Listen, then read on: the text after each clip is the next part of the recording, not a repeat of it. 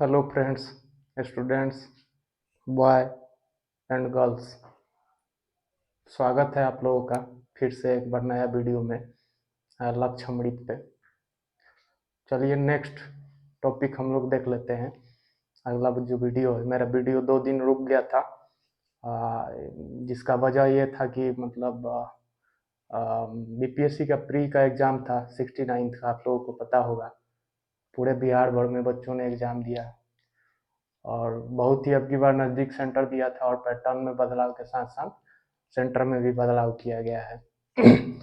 तो इसके रिगार्डिंग 2 दिन मैं उसके एनालिसिस में रुका था और मैं खुद भी एग्ज़ाम देने गया था। इसके वजह से मेरा वीडियो नहीं आ पाया था और मैंने महसूस किया कि हिस्ट्री का क्वेश्चन बहुत ही ज़्यादा ही वेटेज के साथ बहुत ही ज़्यादा दिया जा रहा है। जैसे कि हमको लग रहा है 25 या 30 क्वेश्चन के आसपास हिस्ट्री से थे सिर्फ। मतलब कि 30%, मतलब आप समझ लीजिए कितना हो गया 30 क्वेश्चन। तो इसी के रिगार्डिंग में अगला वीडियो हम लोग ज़्यादा बातचीत नहीं करेंगे। आप लोगों को टॉपिक दिख रहा होगा, धार्मिक आंदोलन।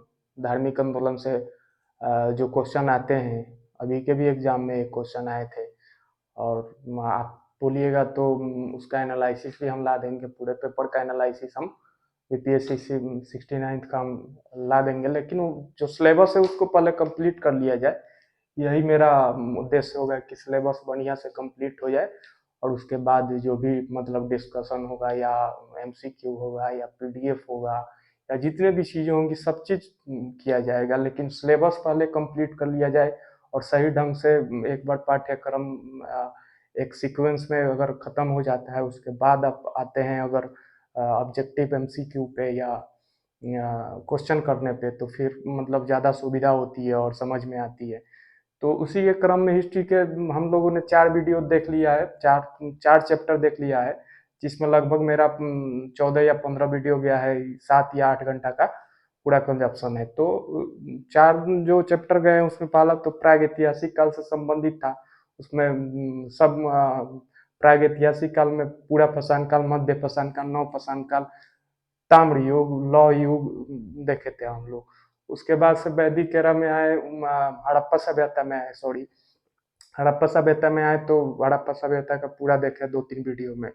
उसके बाद हम लोग आए वैदिक सभ्यता में, तो वैदिक सभ्यता से वैदिक काल से हम लोगों का 3-4 वीडियो आया, जिसमें कि उत्तर वैदिक काल और ऋग वैदिक काल से संबंधित जितने भी तथ्य थे उनको मैंने आपके साथ बढ़िया से डिस्कस करने की कोशिश की है। शुरुआती दौर में थोड़ा सा आवाज़ को लेकर और कॉन्फिडेंस को लेकर, और आपको लग रहा होगा कि मतलब कहीं न कहीं ये वजह हो सकता है कि जिसमें दिक्कत हो, मतलब रुक-रुक के थोड़ा-सा आवाज़ आना या फ्लक्चुएशन होना या थोड़ा-सा ये दिखना, तो वो धीरे-धीरे खत्म हो जाएगा, उसमें कोई टेंशन की बड़ी बात नहीं है। और आगे में हम लोग फिर देखें वैदिक काल के बाद किस तरह से महाजनपदों का उदय हुआ।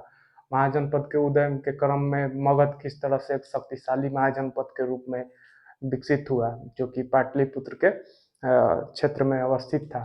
और उसके मगध में 3 वंश आए, 3 वंश के बारे में हम लोगों ने पढ़ा। उसके बाद हम लोगों ने उसी काल में जो प्रथम विदेशी आक्रमण हुआ था भारत में, उसको भी देखे एक वीडियो में, यूनानी और ईरानी आक्रमण को देखे।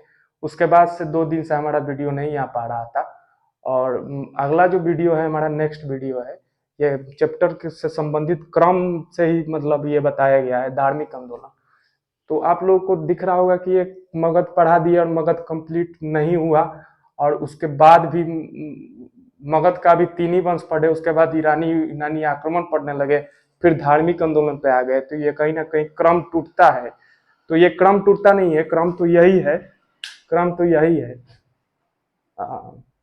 क्रम जो इतिहास से संबंधित, प्राचीन इतिहास से संबंधित जो पाठ्यक्रम है यही होता है। क्योंकि कुछ कुछ घटनाएं ऐसी हुई है जिसके बारे में पढ़ना होता है, जैसे कि सिर्फ राज्य के बारे में नहीं पढ़ना होता है। जैसे कि आपको बीच में विदेशी आक्रमण के बारे में भी समझा है, क्योंकि उसी काल से जुड़े थे। और मगध के समय में ही एक धार्मिक आंदोलन भी पढ़ने को मिलता है हम लोगों को प्राचीन इतिहास में, और इसको प्रथम धार्मिक आंदोलन के रूप में देखा जाता है। तो ये भी मगध के उत्कर्ष के समय में ही ये धार्मिक आंदोलन एक तरह से चल रहे थे। तो ये भी एक पाठ्यक्रम के अंतर्गत साथ साथ जुड़े चले आते हैं। तो इसको आप लोगों को समझना है कि मतलब ऐसा नहीं है कि मगध के बाद मौर्य पे डायरेक्ट आ गए। बीच बीच में जो चीजें निकाल कर लाई जाती है और जिससे क्वेश्चन बहुत महत्वपूर्ण हो जाते हैं और जहाँ से क्वेश्चन छूटने की संभावना होती है, उसको कवर करने की पुरजोर तरीके से कोशिश होगी। तो इसमें धार्मिक आंदोलन दिख रहा होगा आप लोगों को, पूर्ण रूप से दिख रहा होगा, दिखने में कोई कठिनाई नहीं होगी। थोड़ा छोटा छोटा लिखा है लेकिन डार्क है और थोड़ा सा अच्छा दिख रहा होगा अभी। ठीक है, तो इसको समझ लेते हैं। ये इतना लिखना बहुत ज़्यादा जरूरी नहीं हो जाता है। जब आपका किसी भी चीज़ पे समझदारी विकसित हो जाता है तो आपको खुद ब खुद लिखने का और खुद उसको समझने का प्रयास करना चाहिए। यही पढ़ाई का अंतिम सिरा होता है। तो उसी का प्रयास है कि वहाँ तक कैसे मतलब आप लोगों को लेकर जाया जाए और फिर कोई भी क्वेश्चन ना छूटे। ठीक है, तो ये धार्मिक आंदोलन हम लोग देख लेते हैं। तो इसका पृष्ठभूमि थोड़ा सा हम लोग पृष्ठभूमि जो है हम लोग समझ लेते हैं। पृष्ठभूमि में धार्मिक आंदोलन, चूंकि आप लोग हड़प्पा वंश का 3 वंश पढ़ चुके थे, मगध पे जो 3 वंश शासन किए थे उनके बारे में आप लोग पढ़ चुके थे। तो ऐसा हुआ कि धर्म के क्षेत्र में भी कुछ बदलाव आए थे। हम स्टार्ट करते हैं धार्मिक आंदोलन यहाँ से। धार्मिक आंदोलन, ठीक है, इसका पृष्ठभूमि यह है कि ईसा पूर्व 6ठी शताब्दी के आसपास, ईसा पूर्व जो 6ठी शताब्दी के आसपास जब विदेशों से आक्रमण हो रहा था और महाजनपद के रूप में मगध का जब विकास हो रहा था, एक तरह से राज्य के रूप में, शक्तिशाली राज्य के रूप में पूर्वोत्तर भारत में, तो उसमें उत्तर वैदिक काल के बाद के चरण में तो एक उसमें आया धर्म से संबंधित सुधार आंदोलन चलाया गया पूरे मध्य भारत में, मध्य और पूर्वोत्तर भारत में। मुख्य रूप से गंगा के जो मध्य गंगा के मैदानी क्षेत्र से जिसमें महाजनपद का विकास हुआ था, मुख्य रूप से उत्तर प्रदेश और बिहार का और कुछ मध्य प्रदेश का जो क्षेत्र था, यही मध्य गंगा के जो मैदानी क्षेत्र थे, उसी में महाजनपद का भी उदय हुआ और उसी में चूंकि सारी बस्तियां जो थी उसी क्षेत्र में बसाए गए और उसी क्षेत्र में व्यापारिक नगर के रूप में विभिन्न नगर भी विकसित हुए, जैसे कौशाम्बी हुआ, बनारस हुआ, पाटलिपुत्र हुआ, चंपा हुआ, अवंती हुआ, उज्जैन हुआ, कुशीनगर हुआ। और ये सब जो क्षेत्र थे, इसी क्षेत्र में मुख्य रूप से सारी गतिविधियां उस समय में उत्तर वैदिक काल के बाद महाजनपद काल में चल रही थी और राज्यों का उदय हो रहा था, व्यापारिक वाणिज्य बढ़ रहे थे, कृषि का विकास हो रहा था। कहीं ना कहीं सारी गतिविधियां इसी के मध्य गंगा के मैदानी क्षेत्र के ही आसपास चल रहे थे। तो उसी क्षेत्र में एक 6ठी शताब्दी ईसा पूर्व के आसपास एक धर्म से संबंधित सुधार आंदोलन चलाया गया, जिसमें माना जाता है कि उस क्षेत्र में वो 6ठी शताब्दी ईसा पूर्व के आसपास 62 या 6 से लेकर कुछ किताबों में 60 बताया गया है, कुछ किताबों में 60 से लेकर 300 तक ऐसे धार्मिक संप्रदायों का उदय हुआ जिन्होंने उत्तर वैदिक कालीन जो धर्म थे, वैदिक काल के जो धर्म के क्रियाकलाप थे उनको एक तरह से प्रतिक्रिया के रूप में उनके सामने, उनके विरोध के रूप में उनके सामने उभर कर आया। कहीं ना कहीं एक धार्मिक आंदोलन उनके विरोध में, उनके धार्मिक कुरीतियों को लेकर, धार्मिक कर्मकांडों को लेकर, विभिन्न तरह के कर्मकांडों को मतलब चुनौती देने के लिए, एक तरह से उत्तर वैदिक कालीन संस्कृति के धर्म को चुनौती देने के लिए 6ठी शताब्दी ईसा पूर्व में विभिन्न धार्मिक संप्रदायों का मध्य गंगा के मैदानी क्षेत्र में उदय हुआ था। इसी को धार्मिक आंदोलन के रूप में हम लोग पढ़ते हैं। धार्मिक आंदोलन मतलब कि विभिन्न धार्मिक संप्रदायों का, जिसमें आगे हम लोग देखेंगे किस किस कौन कौन संप्रदाय का उदय हुआ था। इसमें मुख्य रूप से 2 ही हम लोग धर्म के बारे में, धार्मिक संप्रदाय के रूप में, जो कि 6ठी शताब्दी ईसा पूर्व में जिनका उदय हुआ था, 2 धर्म के ही बारे में हम लोगों को इतिहास में पढ़ना होता है। एक होता है बौद्ध धर्म और दूसरा है जैन धर्म। इन 2 धार्मिक संप्रदाय ने बहुत ही वर्चस्व स्थापित किया और बहुत ही इनको एक तरह से उस समय में लोकप्रियता मिली, जो कि जो धर्म से संबंधित वैदिक काल में जो कर्मकांड थे, जितने भी धार्मिक अनुष्ठान और जितने भी नियम और विनियम बनाए गए थे वैदिक काल से संबंधित, उनको चुनौती देने का काम करती थी और उनके विरोधाभास में इनका उत्पन्न हुआ था। ये एक चीज आप लोग समझ लें। इनका कारण क्या था, धार्मिक आंदोलन का धर्म संप्रदाय के उदय का कारण क्या था, इसके बारे में हम लोग देख लेते हैं। या ये समझ गए हेडलाइन, ईसा पूर्व 6ठी शताब्दी में मध्य गंगा के मैदान में अनेक धार्मिक संप्रदायों का उदय हुआ। संख्या जिसका कुछ किताबों में 60 या 100 के बीच में और कुछ किताबों में 60 से 300 के बीच में बताया गया है। इन धार्मिक आंदोलनों में जैन और बौद्ध धर्म जो थे, बौद्ध धर्म जैन जो संप्रदाय थे, वो ही सबसे महत्वपूर्ण रूप में जाने जाते हैं। दो ही धर्म, उनके बारे में ही हम लोग को पढ़ना होता है, उनसे ही क्वेश्चन बनाकर हमसे पूछा जाता है। ठीक है। इसी समय में विश्व के अनेक देशों में भी बौद्धिक धार्मिक आंदोलन का प्रमाण मिलता है। इसी के समकालीन 6ठी शताब्दी ईसा पूर्व में अलग अलग देशों में विभिन्न धार्मिक, चूंकि उस वो एक ऐसा समय था जिस समय में कृषि आधारित व्यापार अर्थव्यवस्था विकसित हो चुकी थी पूरे विश्व में, और एक तरह से संगठित राज्य का उदय हुआ और बौद्धिक क्षमताओं का विकास हुआ, जिसके वजह से धर्म से संबंधित जितने भी बातें थी, तथ्य थी, उनको सामने एक तरह से बौद्धिक विकास हुआ आदमियों को, जिससे धर्म संप्रदायों का उदय हुआ। यही देखने को मिलता है पूरे विश्व भर में। वही भारत में भी हुआ 6ठी शताब्दी के ईसा पूर्व में, जिसको धार्मिक आंदोलन के रूप में चैप्टर बनाकर हम लोगों को पढ़ा जाता है। इसमें मुख्य रूप से विश्व में जो उसी काल में हुआ था, जो धार्मिक आंदोलन जो हुआ था, या धर्म से लेकर विभिन्न तरह के जो मत दिए गए थे, वो अलग अलग, जैसे कि चीन में कन्फ्यूशियस जो थे, उनका एक धार्मिक संप्रदाय के रूप में वो अपना संगठन बनाए थे धर्म से सुधार से संबंधित। चीन में कन्फ्यूशियस को पढ़ा जाता है, इसके बारे में नहीं जानना है। ईरान में जरथुष्ट्र थे, ईरान में जरथुष्ट्र संप्रदाय को पढ़ा जाता है, और ईरान में पाइथागोरस थे, पाइथागोरस। ये विश्व के संदर्भ में हम लोग समझ लेते हैं।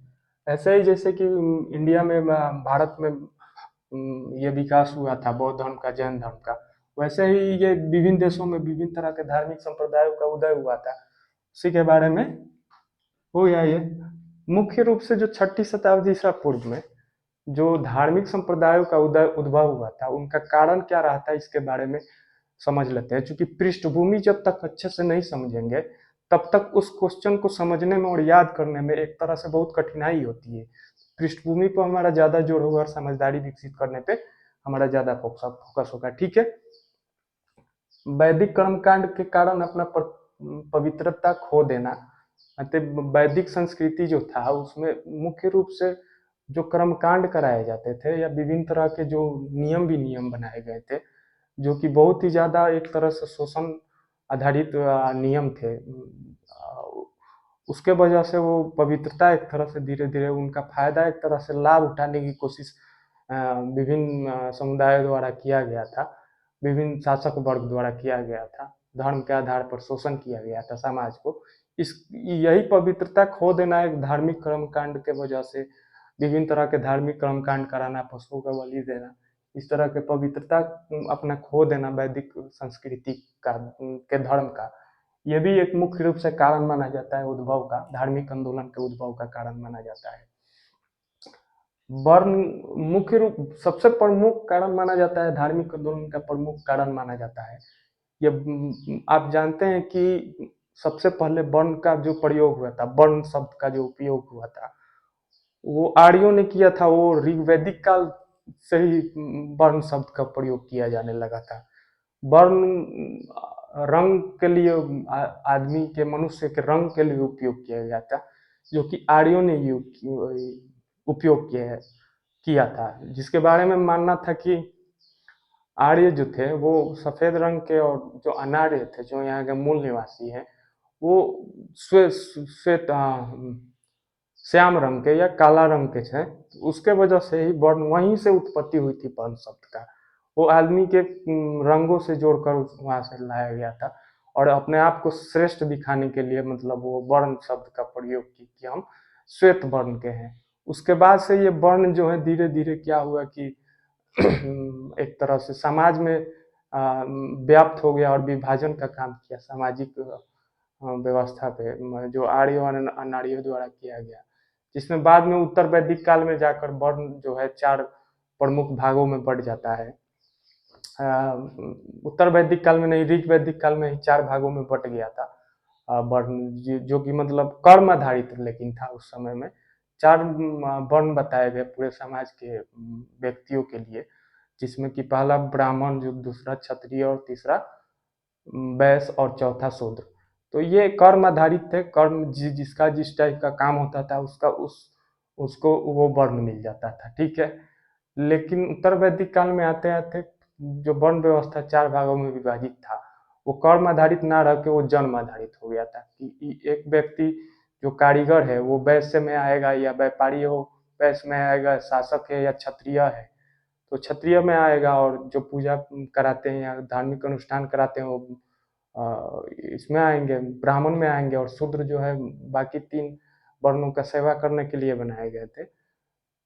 तो उसमें मुख्य रूप से माना जाता है कि ये वर्ण जो है उत्तर वैदिक काल में 4 भागों में बट गए, और कारीगर का जो लड़का होगा वो भी वैसे ही होगा, चाहे वो कोई भी कर्म करे, मतलब कि जन्म आधारित वर्ण व्यवस्था का प्रचलन हो गया उत्तर वैदिक काल के आते आते। उत्तर वैदिक काल के बाद क्या हुआ कि देखा जाता है कि 4 वर्ण जो थे उसमें 2 वर्ण उच्च वर्ण के सब सर्वोच्च वर्ण माने जाते थे। पहला तो सबसे सर्वोच्च माना जाता था ब्राह्मणों को, जो कि मतलब एक तरह से अपना धार्मिक वर्चस्व कायम किए थे, और वो एक तरह से अपना वर्ण में प्रतिष्ठा और विशेषाधिकार ग्रहण कर लिए थे, जिसमें कि माना जाता है कि वो कर से, दंड से और विभिन्न तरह के उनके पास विशेषाधिकार था, छूट था, जिनको कर नहीं देना था, जिनको कोई दंड नहीं दिया जा सकता था, इस टाइप के विभिन्न तरह के विशेषाधिकार उनके उनको प्राप्त थे। सबसे ज़्यादा सर्वोच्च जो वर्ण माना जाता था वो ब्राह्मणों को माना जाता था। लेकिन दूसरा जो क्षत्रिय जो थे उनका मुख्य रूप से कार्य था कि एक तरह से लड़ाई लड़ना और शासन करना। राज्य में जो शासक वर्ग थे वो क्षत्रिय वर्ण से आते थे। और तीसरा नंबर पे जो वैश्य वर्ण था उनका काम था कृषि कार्य, पशुपालन या विभिन्न तरह के व्यापार जो थे, उद्योग धंधे थे। ये मुख्य रूप से वैश्य के लिए तीसरा जो वर्ण था उनके लिए था। और शूद्र जो थे वो मुख्य रूप से माने जाते हैं कि वो तीनों वर्णों के सेवा करने के लिए उस वर्ण की को बनाया गया था, जिसमें कि घरेलू दास के रूप में उनका उपयोग होता था, खेतिहर दास के रूप में उपयोग होता था, विभिन्न तरह के छोटे छोटे जो कर्मकार या कारीगर होते थे वो उस वर्ण के अंतर्गत आते थे, वो जो करते थे। तो ये हुआ। तो इसका कारण मुख्य रूप से धार्मिक आंदोलन से इसलिए जोड़ा जाता है कि ऊपर के जो 2 वर्ण थे उनके बीच में आपस में धार्मिक वर्चस्व, धार्मिक प्रतिष्ठा को अपने पास रखने के लिए, या धार्मिक वर्चस्व, ब्राह्मणों के धार्मिक वर्चस्व को खत्म करने के लिए, और धर्म में जो उनका धार्मिक सर्वोच्चता जो प्राप्त ग्रहण कर लिए थे उनको खत्म करने के लिए क्षत्रिय के बीच और ब्राह्मणों के बीच बराबर परस्पर संघर्ष किया होते रहता था। और वैश्यों की जो स्थिति थी वो व्यापारी वर्ग जो थे वो ऐसे थे कि मतलब उनके व्यापार के लिए विभिन्न तरह के धार्मिक कर्मकांड में जैसे कि वजह से रुकावट होती थी, जिसके वजह से दो वर्णों के वर्चस्व के कारण इनके व्यापार फल फूल नहीं रहा था। ये कारण एक तरह से रहा। और दूसरा कारण रहा कि जो शूद्र जो थे सबसे निचले वर्ग के उनको बहुत ही ज़्यादा समाज में शोषण किया जाता था और विभिन्न तरह से उनका शोषण किया जाता था, और उनको माना जाता था कि वेद अध्ययन का अधिकार नहीं था, और विभिन्न तरह के मतलब उनके कठोर नियम बनाए गए थे। ये एक उद्भव के रूप में जाना जाता है वैदिक वर्ण को लेकर। वर्ण आधारित जो 4 वर्ण में शूद्रों की दशा खराब हो गई है। वैश्य वर्ग नगरीयकरण तथा व्यापार वाणिज्य के कारण समाज में तीसरा स्थान पर था, और क्षत्रियों तथा ब्राह्मणों के मध्य में धार्मिक सर्वोच्चता के लिए आपस में विभिन्न संघर्ष देखने को मिलता है। तो वर्ण आधारित समाज में एक तरह से देखा जाए तो निश्चित था कि मतलब ये जो संघर्ष होता था ब्राह्मण और क्षत्रियों के बीच में, इन्होंने सपोर्ट किया धार्मिक आंदोलन को। ये सपोर्ट किया कि मतलब चूंकि ये सर्वोच्चता अपना कायम करना चाहते थे और वैदिक संस्कृति से ब्राह्मण ने अपना धार्मिक सर्वोच्चता कायम करना चाहता था। क्षत्रियों ने समर्थन दिया धार्मिक आंदोलन को। मुख्य रूप से माना जाता है बुद्ध और महावीर जो थे वो क्षत्रिय कुल से ही संबंधित थे। आप लोग एक ब्रीफ समझ गए होंगे क्या हुआ था। और तीसरा एक कारण माना जाता है कि कृषि आधारित जो अर्थव्यवस्था था, कृषि आधारित पूर्ण रूप से जो अर्थव्यवस्था एक तरह से विकसित हो चुकी थी, उसमें ये हुआ था कि धार्मिक कर्म कांड में कृषि आधारित जो अर्थव्यवस्था थी उनमें हलों का प्रयोग होता था। हलों को जो जोतने के लिए कृषि कार्य में विभिन्न तरह के पशुओं की आवश्यकता पड़ती थी। लेकिन धार्मिक कर्म कांडों में पशुओं की बलि दिया जाना और पशुधन में कमी आ जाने की वजह से भी एक कारण रहा कि धार्मिक कर्म कांड को खत्म किया जाए और इसमें इस कुरीति को खत्म किया जाए। इस वजह से कृषि वर्ग से संबंधित जो वर्ग था उन्होंने भी धार्मिक आंदोलन को समर्थन दिया। ये कारण रहा, मुख्य रूप से 3-4 कारण ही था। और समय में कृषि आधारित थी अर्थव्यवस्था था। ठीक है। उसी काल में महावीर और बुद्ध जो थे अन्य धार्मिक महावीर और बुद्ध के समय में ही समकालीन में ही अन्य कुछ धार्मिक संप्रदायों के बारे में जानना है। ऐसे तो बहुत सारे धार्मिक संप्रदाय का उदय हुआ था, लेकिन मुख्य मुख्य जो जानना होता है उसी के बारे में पढ़ना होता है। इसके बारे में महावीर के समय में ही आजीवक संप्रदाय एक विकसित हुआ था। आजीवक धर्म के रूप में एक संप्रदाय विकसित हुआ था, जिसका विकास मखलीपुत्र गोसाल ने किया था, आजीवक संप्रदाय का। ठीक है। मखलीपुत्र गोसाल ने, ये माना जाता है कि शुरुआत में महावीर के शिष्य थे, लेकिन 6 वर्ष शिष्य रहने के बाद इन्होंने उनको छोड़ दिया और बाद में इन्होंने एक अपना अलग संप्रदाय आजीवक संप्रदाय की स्थापना की, जिनका उपदेश था कि ये मतलब जो संसार है भाग्यवाद या नियतिवाद का इन्होंने उपदेश दिया था या दर्शन दिया था। इन्होंने बोला था कि जो संसार है ये सिर्फ मनुष्य के भाग्य के ऊपर आधारित है। जो भी वो मतलब कुछ भी होता है, कुछ भी घटनाएं किसी के जीवन में घटती है तो उसमें सिर्फ भाग्य एक कारक होता है, ना कि कर्म उसका कोई मतलब प्रभावित करता है उसके जीवन के घटनाओं को। तो ये भाग्य आधारित या नियतिवाद इनको बोला जाता है। इस दर्शन को मखलीपुत्र गोसाल जो थे वो आजीवक संप्रदाय के थे। उसी के समय में एक और व्यक्ति थे जो कि एक अलग धार्मिक संप्रदाय या अपना दर्शन दिए थे, अजित केशकमली इनको बोला जाता है। ये भौतिकतावाद का एक उपदेश दिए थे। भौतिकतावाद का उपदेश जो दिए थे अजित केशकमली के बारे में आप लोग पढ़िएगा। ये बोलते थे कि मतलब ये आदमी का जीवन जो है वही सब कुछ है, मरने के बाद कुछ कोई पुनर्जन्म नहीं होता है या कुछ भी नहीं होता है, सब समाप्त हो जाता है और 5 महाभूतों में यह शरीर मिल जाता है। यही इनका उपदेश था भौतिकतावाद का। और यही से सब कुछ बना है और यहीं पे मिट के सब चीज खत्म हो जाता है। 5 महाभूतों से सब चीज विकास हुआ है और 5 महाभूतों में सब चीज मिल जाना है। इनका भौतिकतावाद का दर्शन था अजित केशकमली का। अजित केशकमली इसलिए केशकमली बोला जाता है कि वो केशों का कंबल एक ओढ़ा करते थे। इन्होंने अलग मत दिया था, इनके बारे में भी जानना है।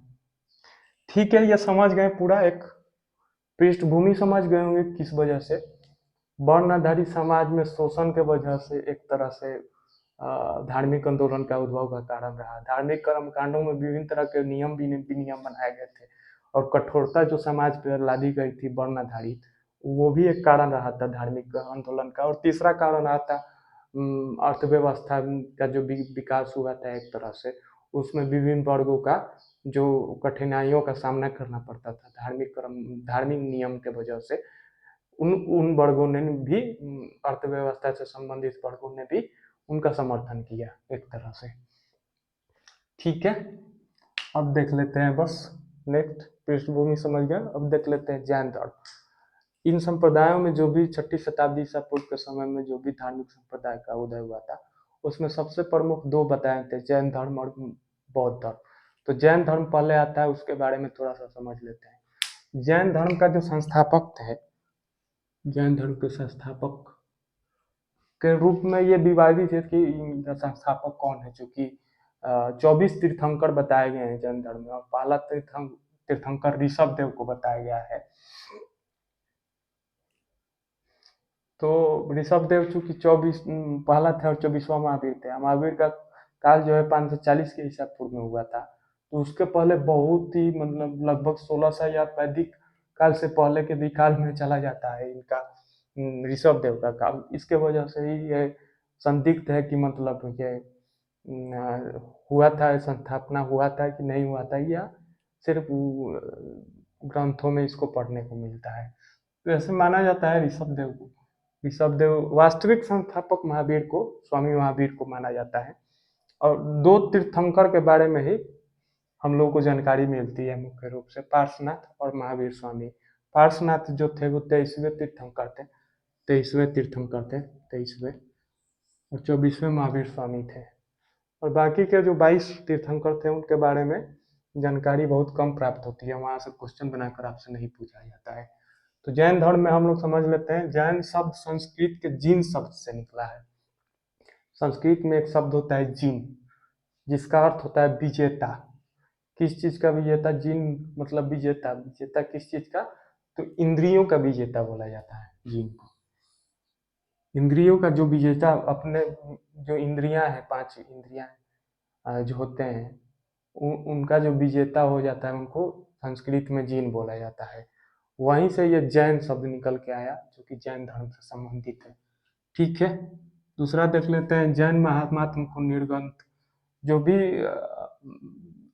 जैन धर्म से संबंधित रहते थे, या भिक्षुक थे, जो जैन धर्म के भिक्षुक थे या अनुयायी थे, उनको निर्ग्रंथ बोला गया था। तो निर्ग्रंथ क्यों बोला गया था भाई?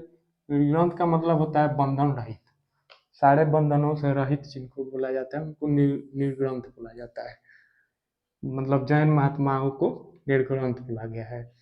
और जैन संस्थापक जो थे उनको तीर्थंकर बोला गया है।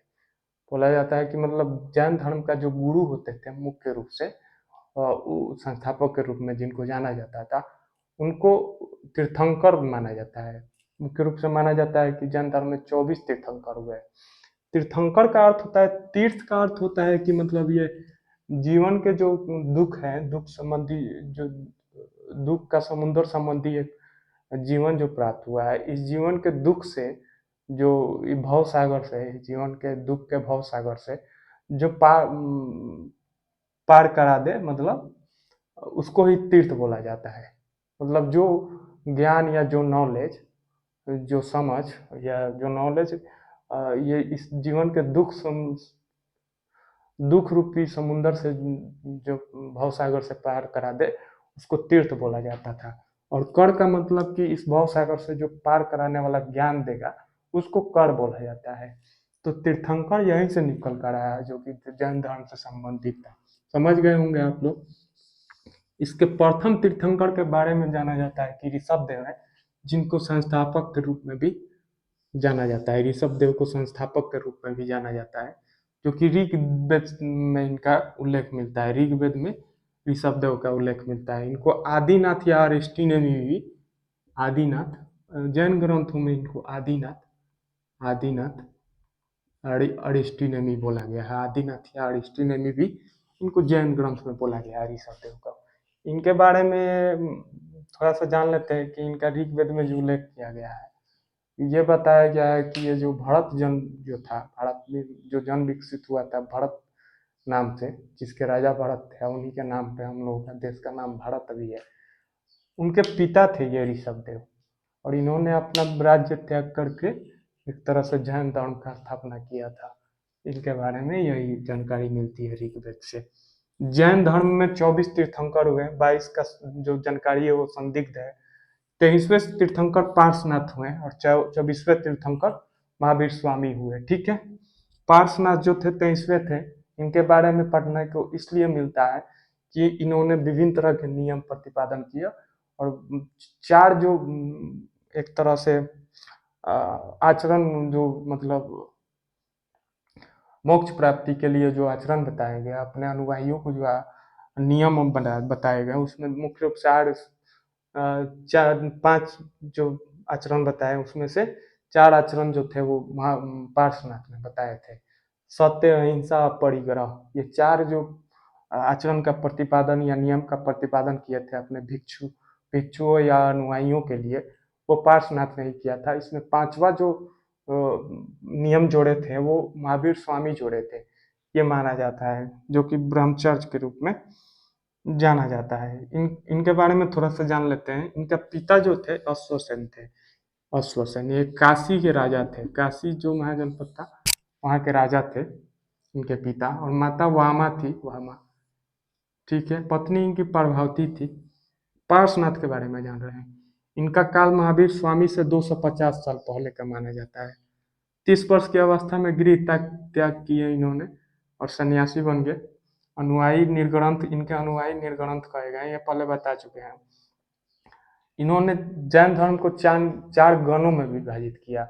विभिन्न तरह के जो समूह बनाए गए थे जैन धर्म के या धर्म के प्रचार के लिए, जैन धर्म के प्रचार के लिए उन समूहों को गण बोला गया, उसके मुखिया को गंधर बोला गया। ये आप लोग याद रखिएगा। इन्होंने 4 गणों में जैन धर्म को विभाजित किया और वैदिक कर्मकांड तथा देववाद तथा जाति प्रथा पर क्रूर प्रहार किया। एक तरह से बहुत ही अपने उपदेश में बहुत ही वैदिक कर्मकांड और देववाद और जाति प्रथा और वर्ण व्यवस्था जो भी थे और जो भी कुरीतियां आ गई थी उन पर एक तरह से बहुत ही कठोर प्रहार किया था इन्होंने। और 4 आचरण अपने शिष्यों के लिए प्रतिपादन किए पार्श्वनाथ ने, जिनमें पहला आता है सत्य। सत्य मतलब कि हमेशा मन वचन कर्म से सत्य बोलना चाहिए मनुष्य को। अहिंसा की मतलब कि अहिंसा भी मन वचन कर्म तीनों चीज से किसी भी के प्रति अहिंसा नहीं होना चाहिए। अब अस्तेय मतलब कि चोरी नहीं करना या जरूरत से ज्यादा धन को इकट्ठा नहीं करना, इसको ही अस्तेय बोला गया है। अस्तेय जरूरत से ज्यादा धन को इकट्ठा नहीं करना और ना ही किसी दूसरे के चीजों का उपयोग करना। और परिग्रह मतलब कि परिग्रह अस्तेय मतलब चोरी नहीं करना, जरूरत से ज्यादा धन इकट्ठा नहीं करना। पर अस्तेय मतलब चोरी नहीं करना और अपरिग्रह मतलब जरूरत से ज्यादा धन इकट्ठा नहीं करना, ठीक है। ये 4 सत्य दिए थे, इनके बारे में हम महावीर स्वामी के अगले वीडियो में भी देख लेंगे, ठीक है। महावीर स्वामी जो थे इसके बाद के तीर्थंकर हुए और 24वें तीर्थंकर जैन धर्म में माने जाते हैं। इनको माना जाता है कि जैन धर्म का वास्तविक संस्थापक जो थे वो जैन धर्म के वास्तविक संस्थापक के रूप में महावीर स्वामी को ही जाना जाता है, ठीक है। इनका जन्म जो था 540 बीसी में वैशाली में हुआ था, कुंडग्राम। वैशाली जो है, वैशाली जो जिसका है एक जिला है, अभी वैशाली जिला है जो कि पटना से उत्तर में पड़ता है। वैशाली एक लिच्छवी गणराज्य के अंदर आता था। बज्जी संघ जो था वो लिच्छवी के जो थे यहीं के थे, ठीक है। तो वैशाली जो जिला है अभी वर्तमान में हाजीपुर, मुजफ्फरपुर और छपरा के बीच में एक वैशाली जगह है, वहीं पे कुंडग्राम एक जगह है, वहीं पे इनका जन्म हुआ था। और ये जो थे सिद्धार्थ इनके पिता थे। इनके पिता का नाम सिद्धार्थ था, जो कि एक ज्ञात्रिक कुल के ज्ञात्रिक क्षत्रिय थे। ज्ञात्रिक कुल के क्षत्रिय माने जाते थे से सिद्धार्थ। ये भी मतलब एक छोटा सा कुल के मतलब राजा थे सिद्धार्थ। वैशाली जो है कुंडग्राम, वैशाली में इनका जन्म हुआ था 540 बीसी में। इनकी माता जो थी, इनकी माता तिरसला थी। तिरसला जो थी वो लिच्छवी गणराज की जो अ, राजा थे चेटक, जिनकी बहन का शादी बिंबिसार से हुआ था, जिनकी बेटी का शादी बिंबिसार से हुआ था। और उनकी बहन का शादी जो हुआ था चेटक की जो बहन का शादी हुआ था वो तिरसाला से महावीर से हुआ था। लिच्छवी गणराज के जो राजा थे चेटक, उनकी बहन थी तिरसाला, उनका शादी हुआ था महावीर स्वामी से, ठीक है। तो ये रिलेशन आप लोग मतलब चेटक महावीर स्वामी के मामा थे, ठीक है, जो कि लिच्छवी गणराज के राजा थे। इनके पत्नी यशोदा थी, ठीक है। इनका बचपन का नाम वर्धमान था, वर्धमान था, बचपन का नाम इनका वर्धमान था। पुत्री जो थी, इनका एक पुत्री थी जिनको अनुजा बोला जाता है और बाद में इनका नाम प्रियदर्शना के रूप में जाना जाता है। जिनका विवाह जो हुआ था, पुत्री अनुजा एक प्रियदर्शना का विवाह जो हुआ था एक जामिल से हुआ था, जो कि महावीर स्वामी के प्रथम शिष्य बने थे। जमाल जामिल या जमाली, ठीक है। बड़े भाई जो थे इनके नंदीवर्धन थे। नंदीवर्धन पिता माना जाता है कि इनके पिता के मृत्यु के बाद ज्ञात्रिक कुल के या ज्ञात्रिक कुल के जो शासक बने, ज्ञात्रिक संघ के जो शासक बने, वो इनके बड़े भाई नंदीवर्धन बने थे। इन्हीं नंदीवर्धन से अनुमति लेकर 30 वर्ष की अवस्था में इनको वैराग्य मिल के रूप में इन्होंने अपना गृह त्याग किया था ज्ञान प्राप्ति के लिए। और उसके बाद ये 12 वर्ष इसके बाद ये जब निकले तो इनका जब गृह त्याग किए उसके कुछ दिनों बाद निकले, उसके बाद से उत्तर बिहार और दक्षिण बिहार के क्षेत्रों में घूमने के क्रम में इनका एक सन्यासी से मुलाकात हुआ जिसका नाम था मखली पुत्र गोसाल जी, जिन्होंने आजीवक संप्रदाय का स्थापना किया था। वो भी शिष्य बना, लेकिन 6 साल बाद उनका साथ छोड़ के अलग संप्रदाय बनाया। उसके बाद माना जाता है कि इन्होंने 12 वर्ष का कठोर तपस्या किया था महावीर स्वामी ने। तपस्या के बाद वैशाख मास के 10वीं के दिन, शुक्ल पक्ष के 10वीं के दिन, इनको जिरिम्बिक ग्राम और रिजुपालिका नदी के तट पर साल वृक्ष, ये याद रखिएगा, ये 3-4 जिरिम्बिक ग्राम, रिजुपालिका नदी के तट पर और साल वृक्ष के नीचे कैवल्य की प्राप्ति हुई थी महावीर स्वामी की 12 वर्ष की कठोर तपस्या के बाद। मतलब कि ये कहाँ है, रिजुपालिका नदी में आज के समय में वर्तमान रूप में साबित किया गया है कि ये किउल जो है, किउल नदी, उसी को माना जाता है रिजुपालिका नदी, जो कि मतलब किउल के ही आसपास में ही है, जो जमुई जिला में झांझा और जमुई से जो बीच में जो एक जगह है किउल, वहीं से संबंधित है यह जिरिम्बिक ग्राम जो है, जिरिम्बिक ग्राम जहाँ महावीर स्वामी का ज्ञान प्राप्त हुआ था, अभी प्रमाणित किया जाता है कि यह जगह उसी के आसपास में जमुई झाझा के क्षेत्र में ही था, जो कि अभी भी है। साल वृक्ष के नीचे कैवल्य मतलब कि परम ज्ञान या सर्वोच्च ज्ञान माना जाता है। कैवल्य की प्राप्ति हुई 12 वर्ष के तपस्या के बाद, जिसके बाद उनको महावीर स्वामी को कैवल्य प्राप्ति के बाद जीन बोला गया, मतलब ज्ञानेंद्रियों का विजेता। अहर्त बोला गया, अहर्त मतलब कि योग, आप जानते ही होंगे। और निर्ग्रंथ बोला गया, निर्ग्रंथ मतलब बंधन रहित। और अटल साधना और अतुल पराक्रम के कारण, अटल साधना और अतुल पराक्रम का मतलब कि तपस्या के को लेकर, ये ज्ञान प्राप्ति को लेकर या अपने उपदेशों को लेकर अटल पराक्रम और साधना किए, जिसके वजह से उनको महावीर कहा गया। ठीक है, ये समझ लें। इतना ही था, इससे ज़्यादा तो कुछ है नहीं। इससे ज़्यादा है लेकिन नेक्स्ट वीडियो में हम लोग देखेंगे कि जैन धर्म का मुख्य रूप से उपदेश क्या था और क्या क्या नियम और प्रचार के संबंधित किए गए थे और किस किस क्षेत्र में इसका विस्तार जैन धर्म का हुआ था। और उसके बाद अगले वीडियो में ही बौद्ध धर्म को ये थोड़ा बहुत देख लेंगे। और एक वीडियो और आएगा जिसमें पूरा गौतम बुद्ध से या बौद्ध धर्म से संबंधित बातें समाप्त की जाएगी। कुल मिलाकर 3 वीडियो होगा जिसमें कि हम पूरे धार्मिक आंदोलन को समाप्त करने की कोशिश करेंगे। ठीक है, तो यहीं से पढ़ने को मिलेगा। ये पृष्ठभूमि समझ लिए, इसमें थोड़ा सा ज़्यादा टाइम लगा होगा। आजीवक संप्रदाय अजित कम्बली, ठीक है, संस्थापक जैन धर्म यहाँ से समझ लिए। ऋषभ देव ऋग्वेद से, पार्श्वनाथ 23वें तीर्थंकर, इनके अश्वसेन बामा प्रभावती, इनका काल महावीर स्वामी से 250 साल पहले। अनुयायी निर्ग्रंथ कहा गया। जैन धर्म 4 गुणों में विभाजित, गंधर्व, वैदिक, कर्मकांड। अभी तो ये पृष्ठभूमि समझे, नेक्स्ट वीडियो में फैक्ट्स पूरा कंप्लीट होगा। ठीक है, यहाँ से ये वाला आगे वीडियो में भी हम लोग देखेंगे। नेक्स्ट महावीर के जो उपदेश थे उनमें भी देखेंगे इसको। ठीक है, यहाँ हो गया। ठीक है, अगर वीडियो बढ़िया लगे और अच्छा लगे तो इसको लाइक एंड सब्सक्राइब जरूर करिएगा। चलिए, थैंक यू।